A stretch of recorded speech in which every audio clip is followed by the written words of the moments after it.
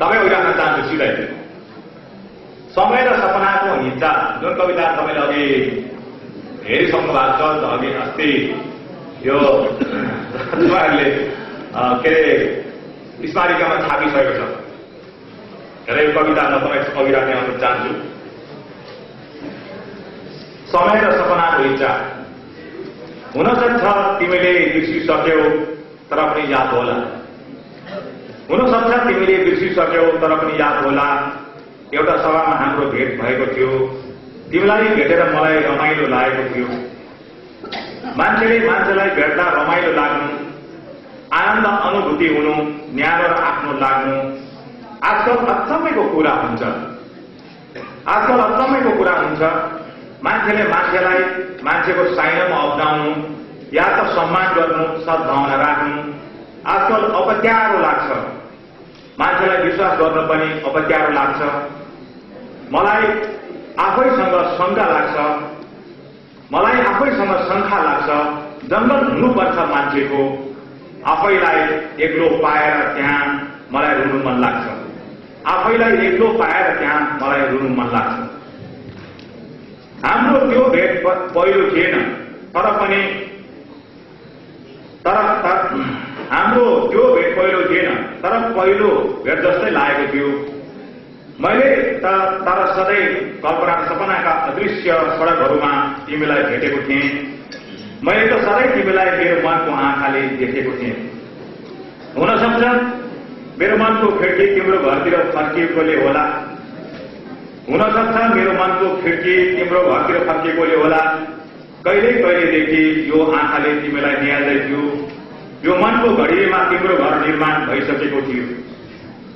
असामान्य कुराहरू पनि थाहा छ। यस्ता सामान्य लाग्न सक्छन्। तब त्यो आफ्नै मनको भ्रम पो हो कि भन्ने लाग्छ। तर त्यो भ्रम लाग्ने स्थितिलाई नागेर त्यो असामान्य भेटको हल्लालाई चिरेर तिम्रो कानसम्म शब्दको सारामा पुगेको थिएँ। सपनाको बैशाखी टेकेर तिम्रो छेउमा केही क्षण उभिने हिम्मत गरेको थिएँ। अचानक मनको दैलो खोलेर तिम्रो मनको घरमा पुगेको थिएँ। अचानक मनको दैलो खोलेर तिम्रो मनको घरमा पुगेको थिएँ। मेरा माया लाग्दा सपनाका बालकहरू त्यतिखेर कसरी रमाउँदै विपना नाच्दै थिए। कसरी मेरा विपना खुसीले एक्लै संसार फर्काएर हाँस्दै थिए। मेरा सपनाका बालकहरू विश्वासको सिँढी चढेर कसरी आफैबाट उक्लिसकेका थिए। कल्पनाको बाटो निरन्तर हिँडेर कति जुग पछि हुन सक्छ, कति जुनी पछि हुन सक्छ तिम्रो विपनाको नजिक आएर तिम्रो मनलाई शीतल स्पर्श गर्न सकेको थियो। एउटा सुखद अनुभव हुन सकेको थियो। जुगदेखि तड्किरहेको सपना स्वयं व्याप्त भएको थियो।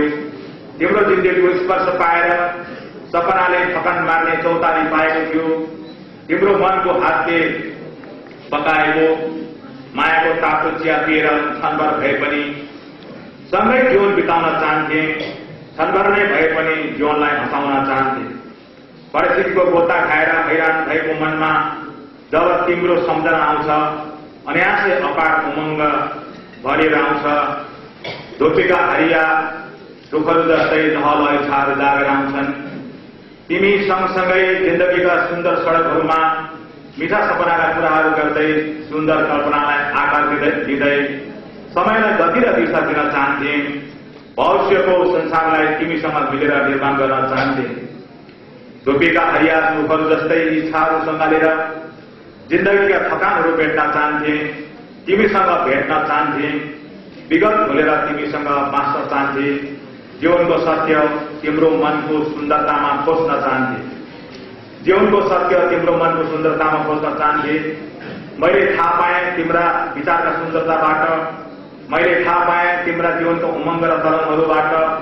तिम्रा मनका भाव र गहिराईहरूबाट कि मनको माटोमा सत्यहरू कसरी खोल्दा रहेछन्। सत्यहरू खोलेपछि मन कति रमाएको छ। अनन्त खुसीले मनलाई कसरी समाएको छ। म अव्यक्त भएको छु यसरी आफैमा। म आवाजहीन शब्दविहीन भएको छु आफैमा। म व्यक्त भएको छु यसरी आफैमा। म आवाजविहीन शब्दविहीन भएको छु आफैमा। मेरो मनले कसरी एक दिन छुटुक्कै भनेको छु तिम्रो मनलाई म तिमीलाई भेट्न आउँछु, भेटेर भूत वर्तमान र भविष्यका कुराहरू भन्छु, जीवनका कथा व्याख्या र सपनाहरू बताउँछु, मनलाई उदानको पारेर तिम्रो सामु राखिदिन्छु। यही मेरो इच्छा थियो र तिमीसँग गरेको बाचा पनि थियो। तर अहिलेसम्म पनि सपनाहरू सपनाइरहे, मैले चाहेर पनि तिमीलाई भेट्न सकिन। तिम्रो मनमा पक्कै पनि एउटा शक्तिशाली मान्छेको रूप स्थापित हुनुपर्छ। तिम्रो मनमा पक्कै पनि एउटा शक्तिशाली मान्छेको रूप स्थापित हुनुपर्छ, जे पनि गर्न सक्ने, जसो पनि गर्न सक्ने, चाहेको सबै पाउन सक्ने त्यो शक्ति रूप स्थापित हुनुपर्छ। तिमीलाई पनि थाहै छ म डाँडोमा बस्छु। तिमीलाई पनि थाहै छ कि म डाँडोमा बस्छु, अग्लो डाँडो माथिको घरमा बस्छु। यो घर सबैले देख्न सक्छन्, सहजै कसैले पनि देख्न सक्छन्। तर त्यस घरभित्र म कमजोर कैदी जस्तै भएको छु। फरक यति छ, कैदी जेलमा कि त बेलमा हुन्छ, म एक्लो जिन्दगीको जेलमा। फरक यति छ, कैदी जेलमा कि त बेलमा हुन्छ, म एक्लो जिन्दगीको जेलमा।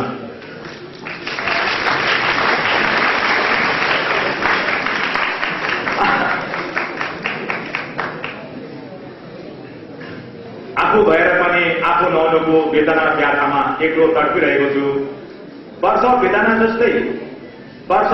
जस्तै समयको एउटा कालखण्डले मलाई हाम्रो भविष्यलाई आकार दिनु अनि त्यो आकारलाई जीवन दिनु भनेर अराएको छ। म अनागतलाई प्रेम गर्छु र नै म कैदी छु। समयको चाबुक खाएर हाम्रो विगतको हिज्जा इतिहासभरि दुखिरहन्छ। समयको चाबुक खाएर हाम्रो विगतको हिज्जा इतिहासभरि दुखिरहन्छ। मनभरि रोइरहन्छ। वर्तमान रोगी नभए पनि हाम्रो सन्चो पनि त छैन। हिजो लागेका चोट र घाउका दाग र डाहरू मेरो जीवनदेखि मेटेर गएको छैन, हाम्रो मनदेखि मेटेर गएको छैन। यस व्याख्याले हाम्रो वर्तमानलाई सताइरहन्छ, हाम्रो जीवनलाई घरिघरि ऐठन पारिरहन्छ। आफैलाई इतिहास हराएर वर्तमानमा आफैलाई खोजिरहेको छु। मेरो जीवनको यस सत्यदेखि तिमी पनि अनभिज्ञ छौ, अरू पनि अनजान छन्। आजकल मान्छेको मनमा करुणा र संवेदना कोहीको लास गराउँछ। आजकल मान्छेको मनमा करुणा र संवेदना कोहीको लास गराउँछ। के भएको छ अचेल? मान्छे भिडमा मात्र होइन, आफैसँग हराउँछ। आजकल के भएको छ? मान्छे भिडमा मात्र होइन, आफैसँग हराउँछ। त्यसैले हो सायद डाँडोको यस घरलाई कतिले ईर्षाले आँखा तर्छन्, अनेक आँखाहरूले घोल्छन्। म तिम्रो नजरमा चाहे जस्तो नदेखिनु, तिम्रो मनमा भने जस्तो नउभिनु, त्यो मेरो कारण होइन। म प्रत्येक दिन हजारौं मनहरूबाट फ्याँकिनु, त्यो मेरो अपराध पनि होइन। त्यो विडम्बना हो विचारको। यही विडम्बना भोगेर म पीडित छु। म यही विडम्बना भोगेर पीडित छु। विचार मनको चट्टानहरूमा ठोकिँदै मूर्छित बाँचेको छु। विचार मनको चट्टानहरूमा ठोकिँदै मूर्छित बाँचेको छु। मलाई छटपटी हुन्छ, असहाय हुन्छ, उकुस मुकुस हुन्छ। म जमिएको स्विमिङ पुलको पानी जस्तै भएको छु। मानिसहरू पौडी खेलेर पानी धमिलाएर जान्छन् र भन्छन् पोखरीको पानी सफा थिएन। म त स्वतन्त्रसँग बग्ने खोला र नदीको पानी जस्तै जिन्दगी बग्न चाहन्छु। हजारौं टक्कर खाएर पनि हाँस्दै बग्न चाहन्छु। यो मेरो चाहना हो, जबकि म त्यसो गर्न पनि नसक्ने अशक्त भएको छु। म आफ्नै घरको मर्यादा र पवित्रताको गोठालो भएको छु। म त्यसैमा कैद भएको छु। अन्यथा यो घर फेरि बन्दगी पर्न सक्छ। विश्वास र आस्थाको यो घरबाट मान्छेका सपनाहरू मर्न सक्छन्। डाँडोको यस घरले सधैँ आँधी तुफान सामना गरेको छ। हिरोहरूले पनि यही घरलाई ज्यादा प्रभाव पार्छ। यस घरभित्र मेरो शरीर मात्र होइन, मन पनि कठ्याङ्गिन्छ। जिन्दगीका सुन्दर सपनाका आग्रहहरू पनि वृद्ध भएर जमिन्छन्। दैलो भएको दृश्य लक्ष्मण रेखालाई पार गर्न पनि सक्दिनँ। चाहेर तिमीलाई भेट्न आउन पनि सक्दिनँ।